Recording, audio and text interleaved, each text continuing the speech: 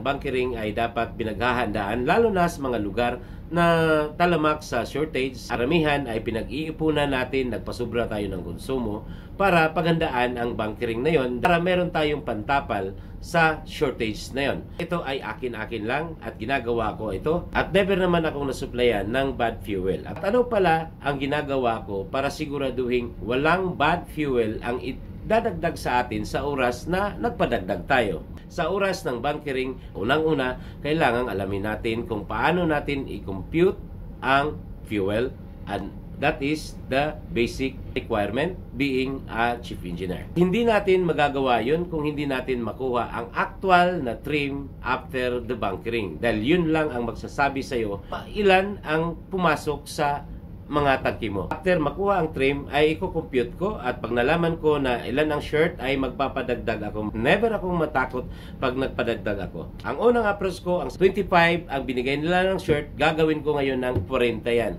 Ngayon, ang susunod na sasabihin ko ay kung hindi nyo magawa ng paraan ay mag-i-issue ako ng letter of protest. Pag alam nila na mag-i-issue ka ng letter of protest ay instead na at least meron silang 5 tons, which is 5 tons, acceptable yan.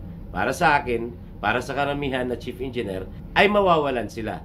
Dahil once na mag-issue ka ng letter of protest, hindi man nila pirmahan ang present mo sa kanila na letter of protest ay mananatiling protected ang owner dyan dahil mananatiling official yan after the contract. Ngayon, pipilitin ko sila na kailangang dagdagan mo ang fuel dahil hindi yan ang quantity na in-order. Ang sasabihin nila sa'yo, magdadagdag ako, chief. Ngayon, anong sasabihin mo sa kanila? I-sit up ko muna ang bunker manifold ko, isarado ko muna ng kaunti ang valve ko para siguraduhin na ang lahat ng mga idadagdag mo ay makukuhanan ko ng representative dahil ang idadagdag mo ay yan ang ipapadala ko sa laboratory analysis. Natatakot yan sila sa claims. Never kayong matakot at ang kailangan lang sa bunkering, alam mo paano mag-compute, alam mo paano i-counter yung talamak sa shortage at pag nagpadagdag ka, gawin mo yun. Tingnan natin. Maraming salamat.